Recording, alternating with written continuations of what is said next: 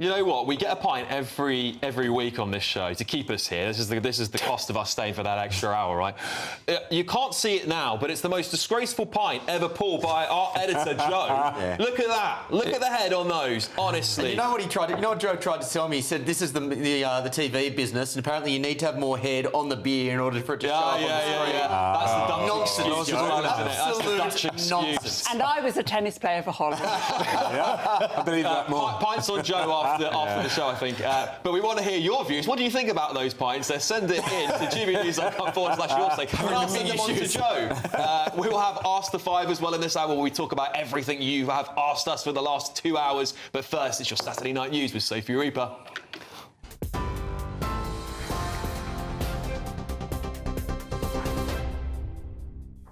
A very good evening to you. The time is just after 8 o'clock, and these are your latest headlines.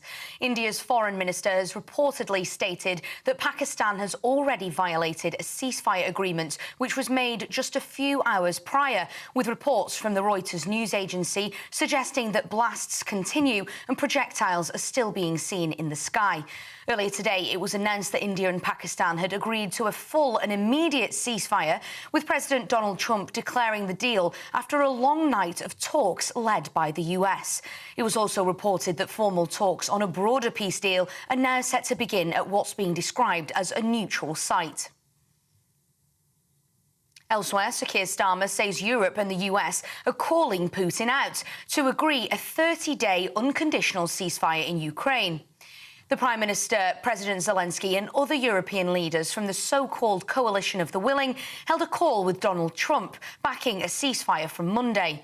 They're warning Putin that if he turns his back on peace, they'll respond by boosting Ukraine's economy and defence. And despite the Kremlin insisting no ceasefire can happen until the West stops arming Ukraine, Sir Keir Starmer said earlier that this ceasefire agreement is the best position they've been in so far. The position we've now got to today is absolute unity across a whole range of countries around the world, including the United States, that there must be that 30-day unconditional ceasefire. That is the greatest unity on this point we have ever had, pulling different countries together. Clear, absolutely, there must be an unconditional ceasefire for 30 days. Clear that that means it must be without conditions. Over to the world of technology now, and Dua Lipa, Sir Elton John and hundreds of other top creatives have signed an open letter urging the PM to back stronger copyright protections in the age of AI. They want Labour to support a new amendment to the data bill that would force tech giants to disclose the content used to train AI models. That follows warnings that the UK risks giving away its creative future to overseas tech firms. The government has so far resisted change, but a crucial vote is expected in the House of Lords on Monday. And finally, a Soviet spacecraft has crash-landed on Earth more than 50 years after its failed mission to Venus. Cosmos 482, which was launched in 1972, had been stuck in low Earth orbit ever since the doomed attempt. However, this morning it re-entered in an uncontrolled descent, with experts warning it may have survived the fiery plunge due to its tough design. Its exact landing site remains unknown, but scientists say the risk to people was minimal. Those are your latest headlines for now. More from me in the next hour, but now it's back to your Saturday 5 and their dubious pints. For the very latest GB News direct to your smartphone, sign up to News Alerts by scanning the QR code or go to gbnews.com/alerts.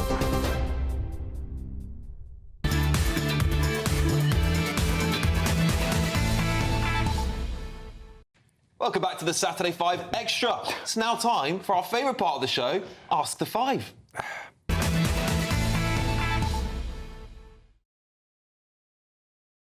We've been getting a lot of commentary on the biggest topic tonight, which is those awfully pulled pints by Editor Joe. Claudette says, clearly, Editor Joe took a tariff-sized sip out of each one. Wouldn't put it past him. Yep. PW says, Alex, you need some Cadbury flakes to go with those pints. John says, I hope you've got Sophie a drink. She's been working since 5 o'clock this morning. We're going to get her one. Yep. All right, we're going to get her one. We'll see if she'll bring it on in the next news round. Okay, what else have we got here? Peter says, telling the public you're the people's channels, like the BBC saying they're unbiased. You haven't addressed one question from the public tonight. Peter, I can tell you I have read out at least 13 comments from your say tonight, and I'm going to be doing some more. But in fact, while we're at it, let's see what you have in store for us this week. Our first question is from Adik. Hello, panel. I hope you're all well. This week, I would like to ask you, please, with the Eurovision Song Contest coming next week, will you be watching? And what song you will be voting for? Eurovision Song Contest. Who is going to be watching it on the panel? Is anyone going to watch Eurovision on the panel? Personally, I will not be watching. I won't be watching, but I will vote because I've already listened to the song, and I will vote for the Israeli song. There we go. That's going to really shove it up him, isn't it? I've got to admit, because I don't know a lot about the history of Eurovision, but it is obviously now blatantly a political contest, not an entertainment contest. It always has been. Has it always been the case? It's always been the case. But your country is now in the Eurovision. Did you know that? Interesting. Yeah. Aussies are, I think they come like third at some point, I believe. I'm sure they did pretty well. How does that make sense? Yeah, tell me about it.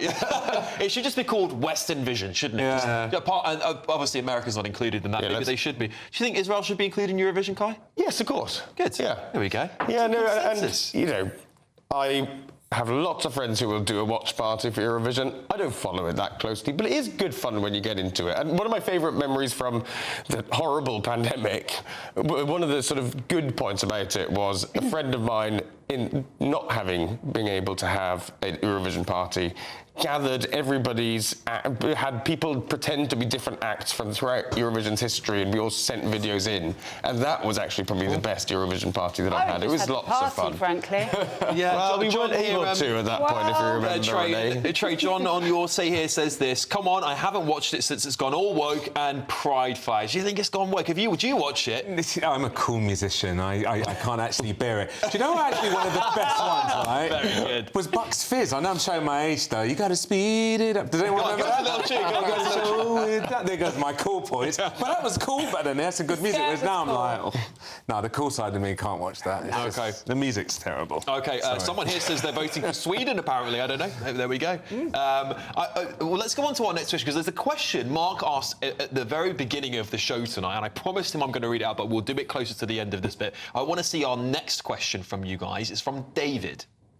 I'd like to ask the panel's opinion on is we've had two announcements recently of trade deals that, by the sound of it, hinged primarily on the fact that the UK was no longer a member of the EU. So do the panel think that Keir Starmer will finally admit that Brexit was actually a good thing so that we've got these trade deals, or do you think they'll still say it's bad?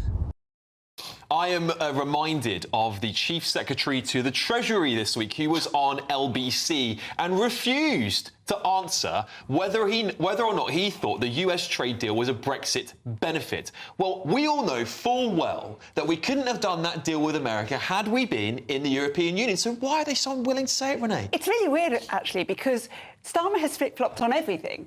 So he would never vote for Trump and it will be a disaster for the world too. I love Trump. He's brilliant. He's my friend. He's actually flip-flopped on everything. So I would expect him, after doing these two deals, which we could not have done if we were part of the EU, I would expect him to come out, man up and say, it's because of Brexit. Right, come on, Kai. It's a Brexit benefit, isn't it, the US trade deal? Yes. And you can both say, I disagreed with Brexit. Overall, I think it was bad. But you can also, at the same time, holding two thoughts in your head, say that there are benefits, and this is one of them. Yeah, Trey, what do you make of these politicians who, in my opinion, deliberately have these car crash interviews and make themselves look stupid, because we all know the answer, don't we? Yeah, I mean, it's the same thing, isn't it? It's the same reason why we say Reform UK is doing so well. It's because politicians are not telling the truth. Yeah. I mean, we wouldn't have had the autonomy to do that deal had we been part of the EU. And clearly Trump doesn't like the EU much, and thankfully does like us a lot more, so we're able to do that favourable deal. I definitely think that was a positive from not being in the EU. Yeah. You can't deny that. Exactly. It's Trump himself who this week said that it wouldn't have been possible without Brexit. So really, you know, you've got to hand it to people sometimes, don't you? No, absolutely. Well, we have to just be honest. I don't know why politicians can't just say it as it is. It's just it's not even the truth. It's just a fact. Anyway, our next question is from Susan. Hi. I think at one time we've all probably been a fan of a famous person, past or present, and would have liked to have sat down for an informal chat with them over a glass of wine.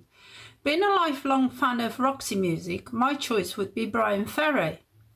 I'd like to know of the panel, if you could have sat down and shared a glass of wine with a famous person, past or present, who would your choice be and why? That's a fantastic question. To the panel, who would you sit down with, past or present, a famous person? Who would it be? So I always used to say I would like to have dinner with Ian Hislop, but over the last few years he's gone so wokey that I've changed my mind. I did say in the green room earlier, didn't I, that I would have sat down with Seal quite happily. Yeah, oh, yeah. I think you would have done more than just sit down with him, actually. Kai, from her own words, not mine. Kai, I'm sorry if Mr. Honeycutt is watching, by the way. Kai. This is gonna rile people up properly the wrong way, but I have had lunch with both Ian Hislop and Gary Lineker at the same time 2 months ago. But I don't know why I was invited. 2 months ago? Yeah. Did you enjoy it? I didn't actually speak to either of them properly. Well, you didn't. Well, this is. Who would you have sat down with then? Come on, who would I have a glass of wine with? Stalin from history. Mao Zedong. We've had this conversation before, haven't we? Actually, sometimes it would be really fascinating to sit down with some of the most evil, crazy people you can ever imagine. But famous people. Elizabeth Taylor. I'd love to hear her stories. Okay.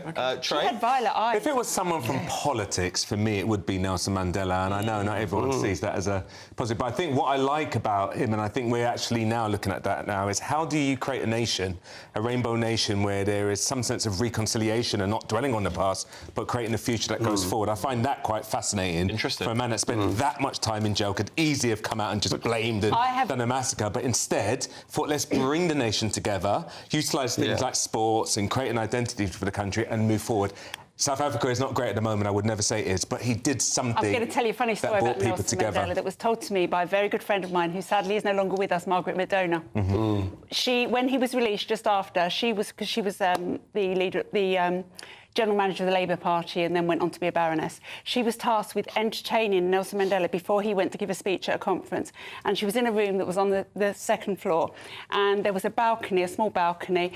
And she said this huge man, he was really tall, walked into the room and he immediately strode onto the balcony. She said what went through her mind in that 10 seconds was, if he trips up, falls over the balcony, I am going to jump afterwards because I cannot be faced with being the person who killed Nelson Mandela. Wow, there you go. By the way, while we're talking about this, please send in your comments to us and tell us who you would sit down with, because I'm really interested to hear that. Will, who would it be? I think I know, but who would it be? Well, Churchill is number two. Number two, he's on your phone He's on my phone. Number one in a Churchillian It'd be a mold. girlfriend, wouldn't it? Just his Tinder date, I think you might say. But he is the greatest pantsman of his generation, and that is Julius Caesar. Julius Caesar, that's a great good choice. one. I would love to, yeah. Mine would be a very well, actually not divisive at all. It would be Princess Diana, and I tell you why, because I think her insights onto that very close, secretive royal family would just be absolutely spectacular. But first would be Queen Elizabeth II. What an incredible conversation. She not only met Winston Churchill, but she met every world leader from Nelson Mandela to I could sit down for hours. But she wouldn't have told you anything. Yeah, exactly. Well, I'm assuming this is a compelled. Give her one of those pints, I'm sure she'll start talking. Well, why not? Our next question is from Norma. I think Keir Starmer's doing a brilliant job. I approve of his trade deals. But I'd never vote for him. Never. Because he's against freedom of choice.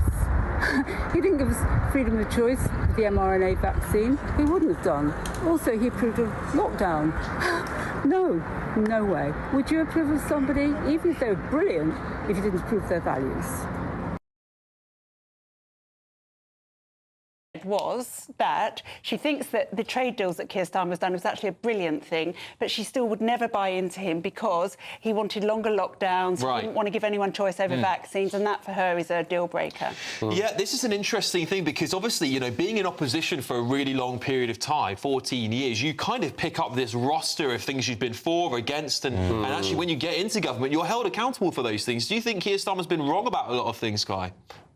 I think what we need more in politics is for people to admit when they've been wrong, like we were just talking about with Brexit, to admit when they've got things wrong, to admit they've changed their minds. And I think we can all learn a bit from that, to say, Keir's doing some things quite well, actually. And then you can still say that and disagree on other things. But do you think you can judge people like Keir on his authoritarian tendencies in the past, which he certainly did show over lockdown, as did many of them, to be fair?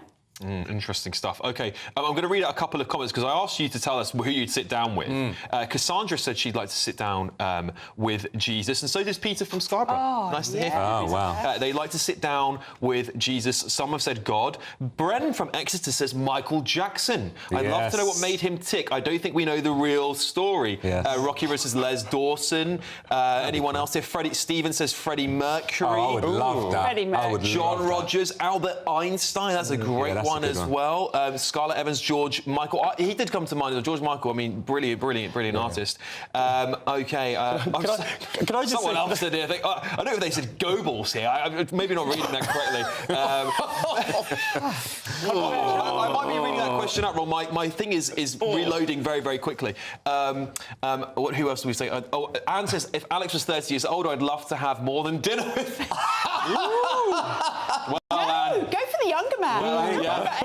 Well, Anne, why don't you send a video question in next week and just take it from there? You might have misjudged something to do with Alex. Grumpy Grandad says a lot of questions for Michael Jackson as well. But while we've got time left on the show, Michael asked a question earlier on. Yeah. He said Kai should be challenged on what he said to Dewsbury, Michelle Dewsbury, last night, that he would much rather rent a property off the government. If everything belongs to the state, you will not have the liberty to stand up to the state. So please challenge him on why he believes this is preferable. Why do you believe it is preferable? Because I think Mark is right.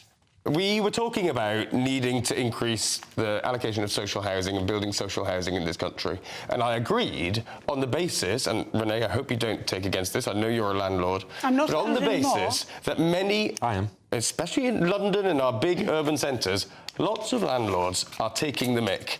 And prices are skyrocketing. People can't afford to live. We've talked before about the impact that'll have when people reach retirement age. It's a joke. And so actually, increasing social housing from the government, I'd take that as a win. Lefty response, and that is increased regulation, there's increased state control. The answer is the opposite. We need to decrease regulation in the housing market, which means we can boost supply, and that is what will reduce prices. I don't know what world you're living in, Will, but...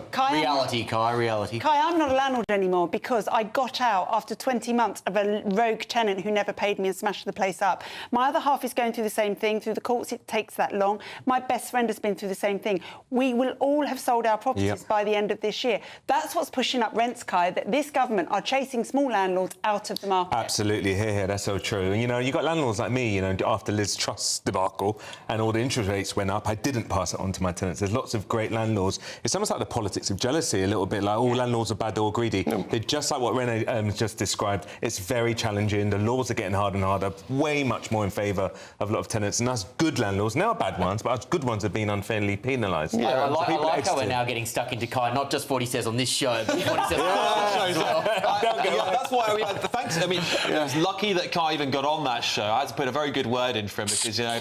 Excuse me? I'm joking, no. You got his own credit. I mean, we do love Kai. I'll read out some more of the people you would have sat down with from gbnews.com/your say. Who we got here? Paula says Ricky Gervais. Yeah. That would be I'd love to sit down with Ricky. I actually sometimes watch the whole anthology of his Golden Globe speeches. It's about 30 minutes, and I do it like once a year. It is hilarious. Comedy gold. Ripping Hollywood a new one. Let me read some more out here. We've got Wool. Wool says Beethoven. Oh, I would love that. He's a hero I thought you might. You wouldn't be able to hear the questions. I know, he's got tinnitus. I got tinnitus. I would want to say. So do I, actually. Yes, oh, really? Yeah. Can I clarify something about this question? Because I didn't properly hear the question asked. Was it by Norma? No. I'm not sure who it was. Very quickly, because we've got to go to a break very soon. Go on. I think some of the historical figures that have been mentioned, I would much rather have supper with than Liz Taylor, no offence. Right, OK. Well, Grayson says Elvis, Miss Cece says Nikola Tesla, and that's as far as I can get. I'd rather... Zoe says I prefer to go to dinner with Kai than Alex. Sorry, Alex. Oh. Wow. Thank you, Zoe. Zoe can send you up. I bet checks that's in the post. Checks in the post. Coming up, though, the sickening cost of the COVID inquiry is revealed. You are not going to want to miss that.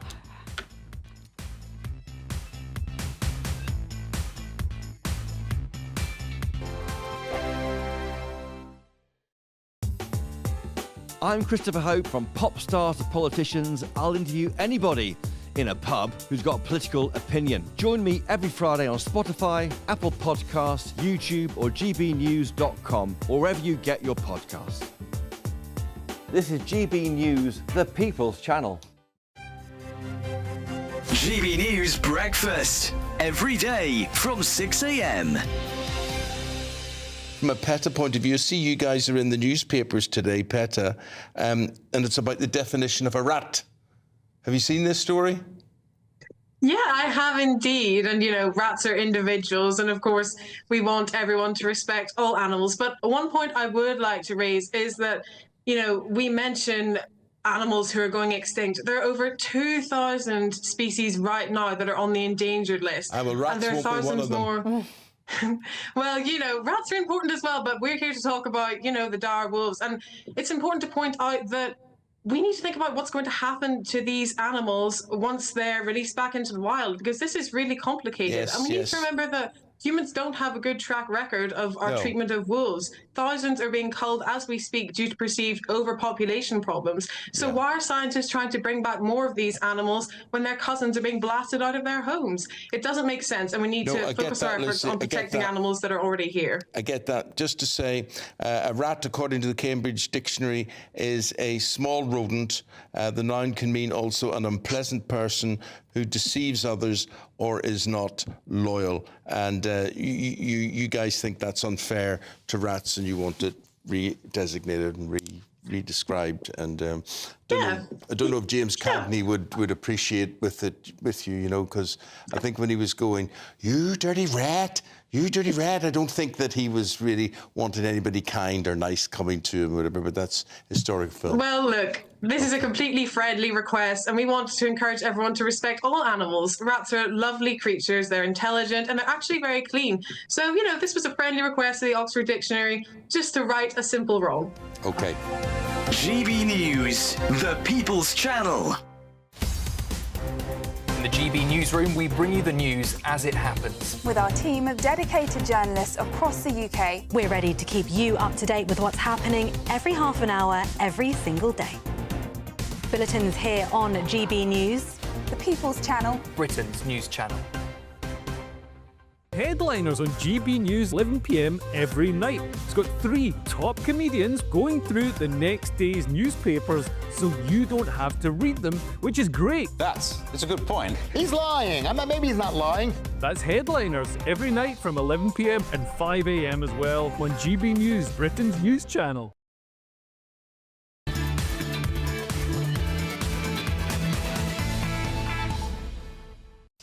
Welcome back to the Saturday 5. As you know, we read out more of your comments on this show than any other show on GB News. I'm putting my name against that one. gbnews.com/your say. Keep your questions coming in. I'm going to try and read out some more of them. Very, very quickly, if I can just get back to your say, we've got some more of your people you'd like to sit down with. Marilyn Monroe from Melanie Sanders there. Good one. Who else have we got? Peter Sellers by Paul Ryder. Jeff says Tesla was a good one. Newton too, a true genius. I couldn't agree more with you. Staffordshire Oatcake says Jack Nicholson.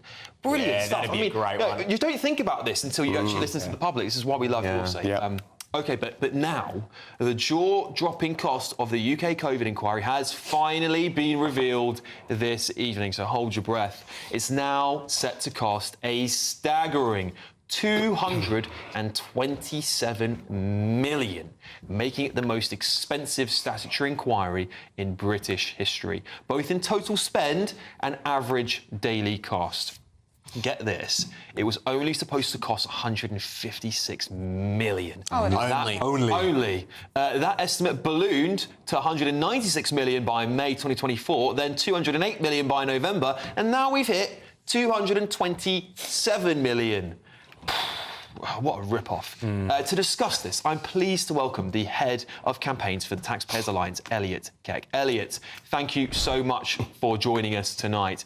This is a staggering number. It's a ballooning number. Taxpayers will be left wondering, what is the value that I'm going to see at the end of this inquiry? Yeah, so very good evening, everyone. And you mentioned the £156 million figure that we initially forecast, and that was back in November 2023. And when we first made that estimate, we had a lot of people criticising us, saying that we were being sensationalist. Well, the inquiry has already spent £160 million, so breaking that first estimate, and it's still got well over a year to go, meaning that if it continues at its current daily cost, it will end up costing £227 million, which is a frankly extraordinary amount of money. It is an extraordinary amount of money, and taxpayers will want to know what their return on investment is, surely. And this is just a number of wasteful expenditure from this current government, who've been setting up quangos, which are those taxpayer-funded, bureaucratic entities, essentially, that en masse, haven't they? Despite the fact they said they've been cutting them back. Is this just more waste? And who is meant to be in charge of keeping on top of these costs? I think it's a very good example of the way that the state fails the British public. We've seen in many other countries, they've wrapped up their COVID inquiries many years ago. Sweden, I think, had it wrapped up by the end of 2022. The one, ultimate question of any COVID inquiry should have been, did the measures that we take save lives, and what did the economic damage? What was the economic damage as a result of those measures, and ultimately, was that worth it? Instead, we've had an inquiry that has spent years engaging in gossip about whether there were enough women working in number 10 Downing Street, whether Carrie Symonds was really the person in charge of all of it. And as a result, it's not had any focus. It's essentially had a blank check from the last government and now the current government. And unsurprisingly, this inquiry has found reasons and excuses to keep going. And as a result, £227 million, that's the current estimated bill. But given every single time we've done this estimate, that cost has gone up. I'd expect £227 million won't be the final figure, and actually it would be much higher. Yeah, I'm going to open this up to my panel. So, hi, Elia. I have two questions, really, because I don't know if you'll be able to answer the second one, but I don't know if it's in your area of expertise. First one is, have we broken this down into how much the lawyers, of which there are plenty in this inquiry, are actually getting from it? And the second one is, as you rightly say, it's been meandering everywhere, but I also think it hasn't even been wanting to hear the answers to those questions that you postulated, i.e., what damage did it do, and how did it do it, and what should it never do again? What's your view on both of those areas?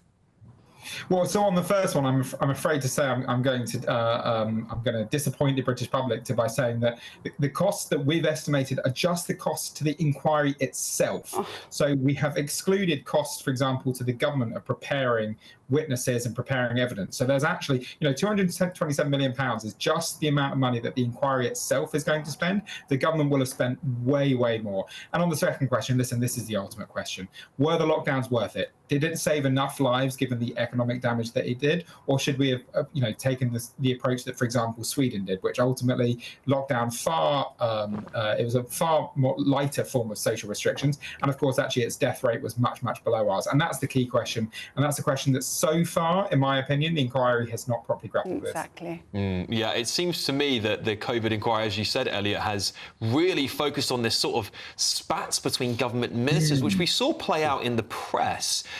Will, what have you got to say about this? Yeah, Elliot, I'm curious, into the mechanics of how these blowouts actually happen. There are so many government inquiries that happen. You would assume they'd be able to adequately budget. This is roughly how many people we need to speak to. This is the resources that we'll need to conduct it efficiently. How do these blowouts, and they're massive blowouts, actually occur? I think Alex mentioned the problem of UK quangos, and basically the way that quangos work is ministers set up a body that is outside of ministerial control, and once it's outside of ministerial control and outside of political accountability, if they're given a blank check to spend as much as they want on whatever they want, and they know that nobody's ultimately going to hold them to account to it, they just don't care. They don't have customers, they don't have shareholders, they don't have really anyone to answer to. And I think the UK COVID inquiry is a good example of that. It was essentially given an unlimited remit. It was given a blank check. It was given the credit card to use whenever it wanted, with no cap and no limit. And as a result, unsurprisingly, it's played fast and loose with taxpayers' money, I'm afraid. Yeah, what's interesting, Elliot, as well, is that the Trump administration obviously published this website, was it not that long ago, on the whitehouse.gov, that challenged a lot of the narratives that are actually being used in this inquiry to attack politicians with, that you didn't lock down fast enough, that you didn't mask up quick enough. All these things are being challenged by the American administration. Should our inquiries be asking these types of questions rather than worrying about who was the worst behaved of the government at the time? Yeah, I think that's absolutely right. I would have given this inquiry 1 year. I would have said to them the one thing and the only thing you should be focusing on was, were the number of lives saved worth the economic damage that was done by the lockdowns? And that should have really been the one and only question. You give them a year, you maybe place a spending cap and say, we want to hear the answer to that question. All the other stuff ultimately is irrelevant. We know that there's always spats, there's always gossip, there's always, interpersonal issues within governments. There is in every single organisation. None of this should be a surprise. Ultimately, the only real question should be, were the lockdowns worth it? And unfortunately, that's not something the inquiry has properly grappled with yet. Elliot, you mentioned very briefly at the start here, apologies if you don't know this, but how much do you think the actual cost of this, including government wasted time, or, well, you may say it's valuable, some may argue, and lawyers, how much do you really think this might have cost the country? Oh, I mean, listen, the amount of money that the government will have spent on preparing their own lawyers and their own evidence will run into the tens of millions of pounds, possibly the hundreds of millions of pounds. We know that the Scots, so up in Scotland, despite the fact the UK COVID inquiry covers Scotland, the Scots are doing their own inquiry, which is also running into tens of millions of pounds. So listen, the total numbers would make your listeners on a Saturday evening when they should be enjoying themselves, I think they'd have their heads in their hands. So, I probably shouldn't reveal too much. OK, well, that's the head of campaigns for the Taxpayers Alliance, Elliot Clegg. Thank you so much. And I might just enjoy my pint for a second here, because it really does make me feel rather queasy when I hear these kinds of costs. I mean, Kai, the government is refusing to do a national inquiry into the rape gangs. It's put that down multiple times, but we can spend, what, $250 million almost? It's given the rape gangs 5 million. But this is the really funny thing about all of you guys, right? You can't have it both ways. You can't, as you did a few weeks ago, want to expand the scope of this inquiry to look at, where did the virus come from? We talked about this a few weeks ago, and you wanted to look into the political origins of why we didn't call this the China virus and call it out for what it was. You want to expand the scope of the inquiry. You rubbish the fact that it costs so much. Try to blame lawyers. Just on this point, because I just want to clarify. I'm not trying to trash. The reality is the scope of the inquiry was wrong in the first place. So I don't mind there being a national inquiry, but the questions that are asked are completely wrong, and they play into the hands of people and scientists that had made those bold claims that have been proven by the American administration to be at the same time, you all say that the government response to the grooming gang scandal has been inadequate, that we need to have another national inquiry.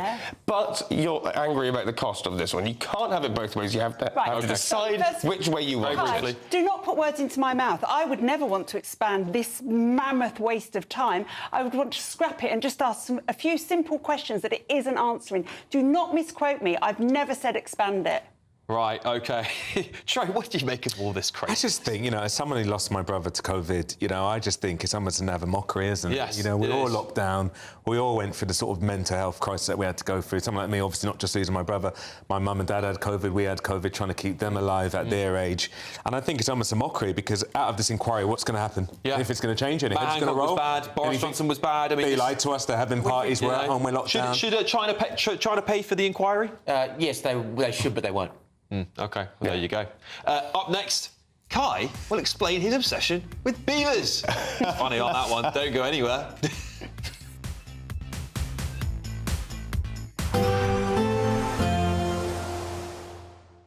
Can't wait to get in that sea. Lovely and warm. Just like the feeling of having great travel insurance. All Clear Travel Insurance sponsors GB News Travel Destinations Forecast.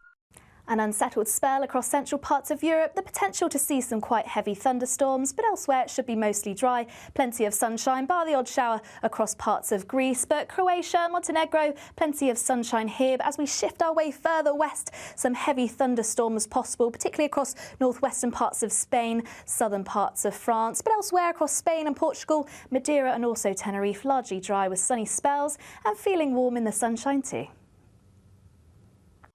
All Clear Travel Insurance sponsors GB News Travel Destinations Forecast. Hello there, good evening. This is your GB News weather update provided by the Met Office. Hope you've enjoyed all the sunshine that we've had around today, and it will be staying fairly fine and settled for most of us this evening and into the overnight period. We do, though, just have to watch out for some showers that are going to start drifting their way in from the southwest, so primarily for the Channel Islands, but increasingly spreading into parts of the West Country later on in the night as well. 1 or 2 of those could be on the heavy side. Dry for everywhere else, though, and it is going to be a mild night, certainly frost-free, but temperatures around 8, maybe 12 degrees Celsius as we kick off Sunday morning. We do have another area of rain just slowly pushing its way into the far northwest of Scotland as well. As we start off today, the bulk of it is still out towards the sea, but we'll eventually see some showers and outbreaks spreading into the Outer Hebrides, parts of the Highlands as well.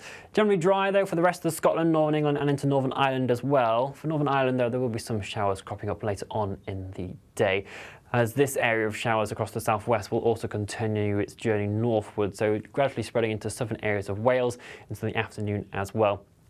Certainly rain is needed after a very dry spring so far, but these showers are going to be quite short and sharp and will provide some torrential downpours in places with the potential for some thunderstorms, maybe even some lightning and hail, so some localised impacts are possible. Further towards the east, though, it's going to be a very warm day for the time of year, highs of 24 to 26 degrees Celsius. Our showers in the south are all driven by this area of low pressure that is very slowly continuing its journey in towards the UK, and that will still be lingering into Monday as well. So further outbreaks of rain for Northern Ireland, and then we'll see further showers spreading in from the south across Wales. But we wouldn't take the graphics here too literally. There are still uncertainties on the exact spread of these showers as we head throughout Monday, but certainly potential for further downpours are possible. But things will settle up quite nicely as we head throughout the rest of next week with sunshine and warm temperatures continuing. Westminster, the ultimate clique. And you're fighting like rats in a sack. But here on the Camilla Tominey Show, we ask the questions the establishment media is too scared to ask. OK, let me ask you a straight question, because I know you're a straight-talking politician. Whether it's net zero, illegal immigration or law and order, nothing is off limits. You had the power then. Yeah, as I and said, now you've lost it. That's the Camilla Tominey Show, a politics show that's fearless. But no, let me finish my question if you don't mind, because it is my show. Sundays at 9:30, only on GB News, the People's Channel, Britain's news channel. This is Britain's Newsroom, where your voice matters. It's just astonishing. With expert analysis and honest opinion, we don't just keep you informed. We bring you unique perspectives you won't see anywhere else. Can't argue with any of that. When the news happens, it happens here. On Britain's Newsroom, weekdays from 9:30 a.m. Only on GB News.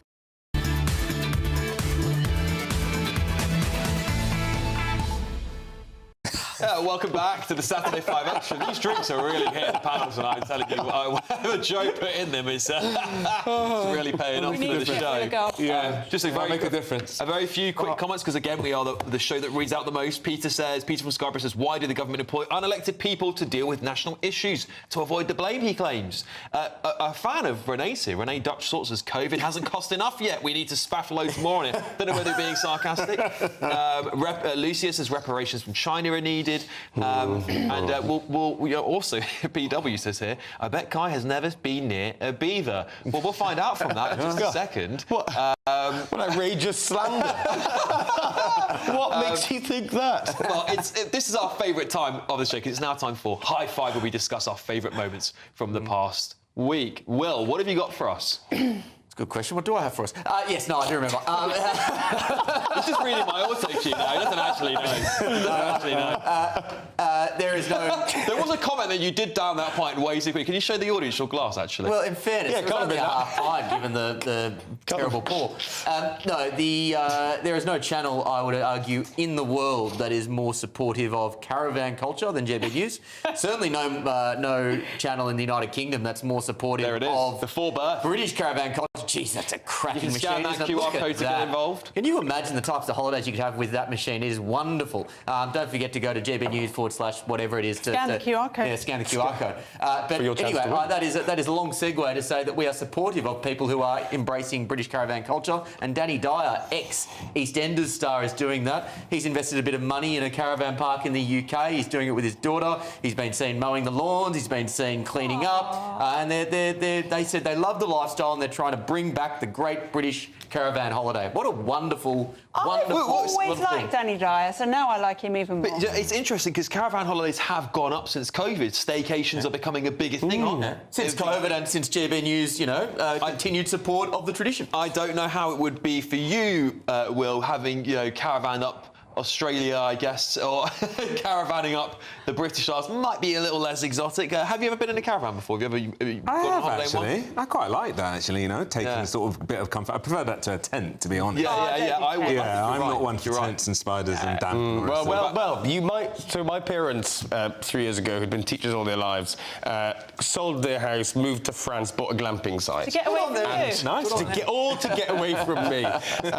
So actually, I bet you'd like the glamping tents that they have in Glamping, yeah, I'd probably do that, yeah. I run by one rule. If I can't plug in my hairdryer, I'm not staying there. Don't worry, they have wood-fired. So this was the week that we saw VE Day, and I was thrilled that my daughter's school did a VE Day assembly every single day of the week, singing classics like, We'll Meet Again. It was beautiful. So then I saw this picture, and actually I think it was our lovely Darren Grimes who tweeted it when I saw it, and I just thought I would show it and say this was the highlight of my week. We got that picture? No, we haven't, OK? It's not happening. Beautiful picture of a nighttime of Big Ben with the Union flag projected on it and Churchill's statue with the silhouette in front of it. And it was so beautiful and so moving and so poignant that it just made my week. Do you know what I also loved about that day was the cenotaph. How beautiful, because being dressed up in the same way that was 1940. I think we might even have that picture coming there. Now look at It's a brilliant picture. Stunning. And the statue in the background, Churchill would be proud of moments like that. And these sorts of days are when Britain comes together, and I just think it's absolutely fantastic. I was actually in London Bridge that night, and the Shard had actually lit up the top. I saw your picture about that. Which I thought was beautiful as well. And then I thought, why doesn't it just have it all year round? The Union flag on it. Yeah, well, maybe someone would argue they would take away from the moments of days like that, perhaps, but I don't know why we don't do it. I love it. What have I got for you? Well, it was dubbed Good News Thursday. Having been here on Thursday morning reading the newspaper headlines, it was quite a good feeling to the day. It started off a bit slow, but not only did we have the new Pope be announced, but we also then had a shock announcement of an American trade deal and VE Day all rolled into one. And it's rare that we have a day full of so many positive things, I think, not just for the world, but for Britain in one way or another. I think watching those moments of the Pope being elected is always quite a historic thing to be able to witness. It's always this is young Pope, sort of first American Pope, Kai. Well, I think that's outrageous. That's as Will would say. There might have been a little bit of say. I don't know. Perhaps they prompted them to have an American. Some people, I wonder if the Catholic Church are being quite clever here because their finances are in a very, very difficult place, and obviously there's a lot of money to come from America. Absolutely. Trey, what have you got for your high five? For my high five, I've got another VE Day story of the lovely Joy True, who was an interceptor in World War II. I believe she is 98 years old. And you know me, I always... For me, old people should be revered in society. And she got a lovely award from Lorraine after she met King Charles. And I think what's really great is that... I think we have a video, actually. Yeah, we do. Have you ever watched that? No, Joy. We are all so proud of you. Thank you so much, Joy, for everything that you did for us. Oh, I can't. God, you can now get me going in a minute. And look how pretty it is. I think it's just lovely, isn't it? I mean, because that generation is, going to be moving on, and it's nice that we can honour them while they're here, especially for women to have been doing that job at that time as an interceptor during World War. It's so great that she got recognition. Beautiful. I think VE Day this year has brought out the best in Britain, and we should always remember those people. Absolutely. Kai, what do you have your high five? I can only guess. It better be a beaver. Well, Grumpy Grandad's been very upset with you because week after week you've promised a beaver, and you have U-turned worse than Keir Starmer on this one. I'm aware of that. I was let down by my former college. That last time. But I was. But I'm going to sort it, and also the element of surprise, I think, will help. My story this week is a wild beaver has been filmed on the River Dyfi near Machynlleth by Iolo Williams. Oh, you said that beautifully. Well, thank you. Well, it's Look at him. first language. Beaver on I mean, look, in England, it's thought to be 500 wild beavers. In Scotland, which reintroduced beavers years ago, I think they have 1,500. It was described by Iolo Williams, the nature presenter, as very chill. Now, that's 400 years since they disappeared. That's a long dry spell, even for the likes of Will. And there's been an interesting commentary on this in Wales. Alicia Leo Dyke, a bit of a beaver expert from Wildlife Trust Wales, said that there was plenty of evidence of beaver breeding along the waterway, but there are critics too. The president of NFU Cymru says that there are issues and that the management of beavers can be quite a tricky solution, tricky issue to solve. The beavers manage the farmers. They just need to accept that, and then everything will be okay. Yeah, beaver primacy, I think, is what we're arguing for here. All right. That's enough beavers, I think, for this week. We'll have some. It wasn't quite as good as the beaver fight last week, but coming up. Well, you can't beat that. France is a free country, thanks to us, Winston Churchill. They're not fleeing tyranny in France. They're not fleeing oppression. Who gave Boris a weapon? I think it might have been Patrick Christie's. All be revealed next in the rest of our Triggered Tantrums. You're live with the Saturday 5 on GB News.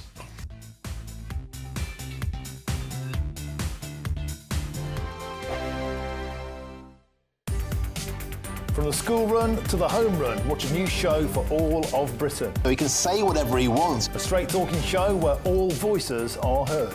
And, when are we going to stop talking about smashing the gangs and actually do it? With the stories that matter from every part of our country. There's a bit of a crash landing there for your Chancellor. Bold, fearless and standing up for you. That's me, Martin Daubney, 3 p.m. till 6 p.m, weekdays, here only on GB News. The People's Channel, Britain's news channel. The royal family is an enduring symbol of tradition, unity and pride for Britain.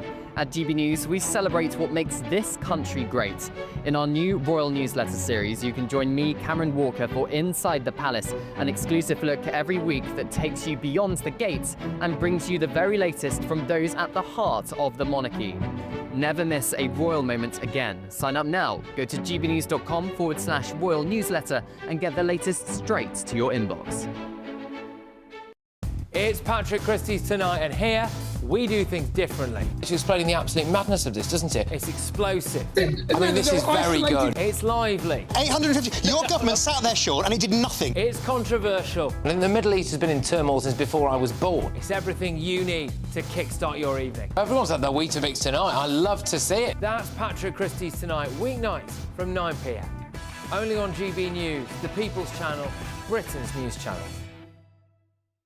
Hi, I'm Michelle Dewberry, and my show is your opportunity to cut through all the noise and dive in headfirst to some robust debates. Ideas clash. Situation, isn't it? Because the failure is... You're deliberately avoiding my point. Nothing's held back. And if you think this is the end of it, wait for more. And we do not shy away from the difficult stuff. Sometimes I want to shake people and say, if only you understood. So join me on Dubes & Co. weeknights at 6 p.m, only on GB News, Britain's news channel. Join me, Nana Akwe, for an informative, interactive news programme with a difference. It's fun. No, he didn't say that, Dave. I'm so surprised. I think there's an element of truth to that. Join me from 3 p.m. every weekend, only on GB News, Britain's news channel. We're proud to be GB News, the People's Channel, and as you know, we always love to hear your views. Now, there's a new way of getting in touch with us at gbnews.com/yoursay. By commenting, you can be part of a live conversation and join our GB News community. You can even talk to me, Bev Turner, or any of the members of the GB News family.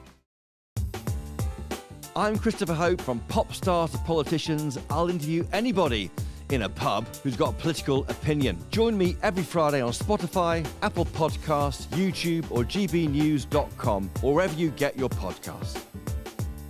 This is GB News, the People's Channel.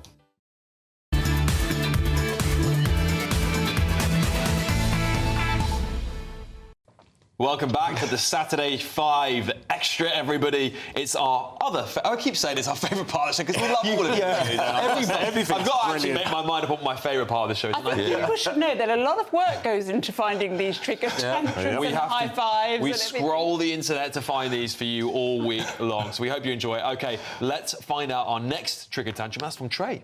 So this is a lovely young lady mocking the fact that male loneliness epidemic is at a high level. And you kind of see when you put in even male loneliness, you see a lot of mocking of it. And it doesn't make sense. I mean, we all know misogyny is wrong, but misandry seems to be encouraged on a lot of platforms, and that needs to stop. I mean, men are, 3 times more likely to commit suicide, deal with a lot more emotional issues, I guess, more than women. And I think we should be a society where everyone in society is embraced. Otherwise, what happens? Incel, red pill, not good.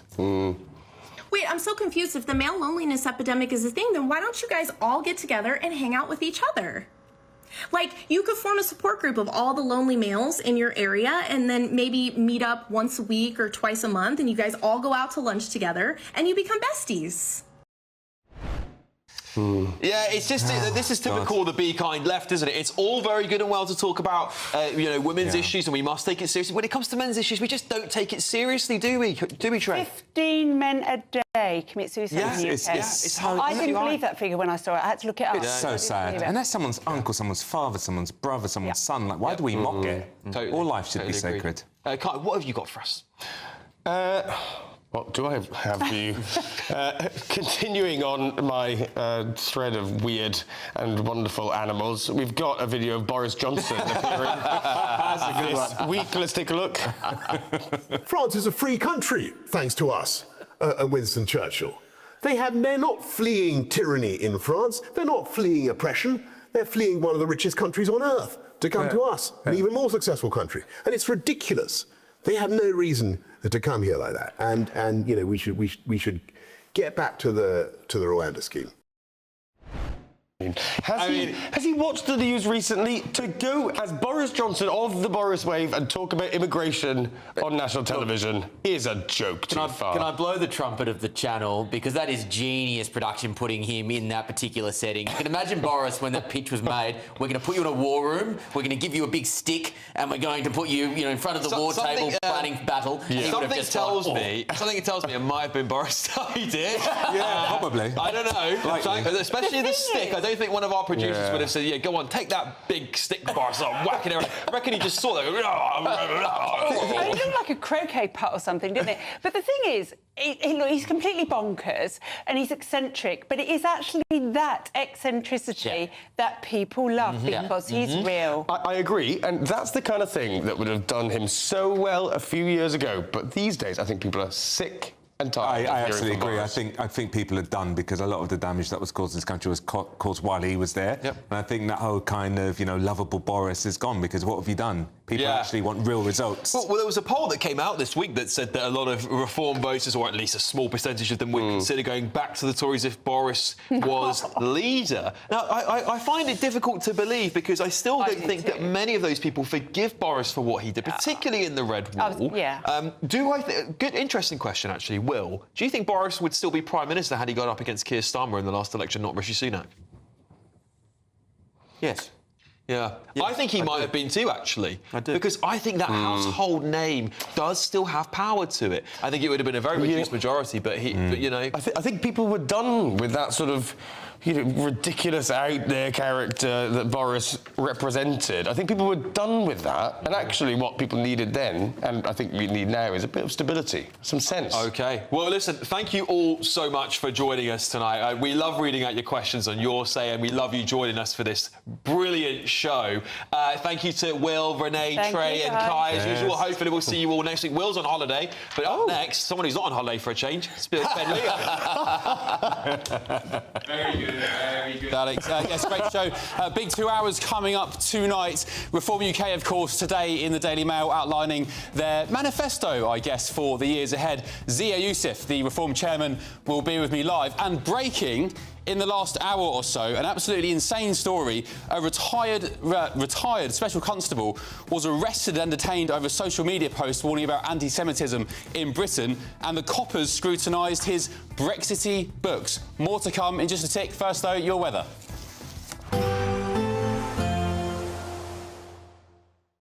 Expect a warm front, moving from the kitchen right through to the rest of the house.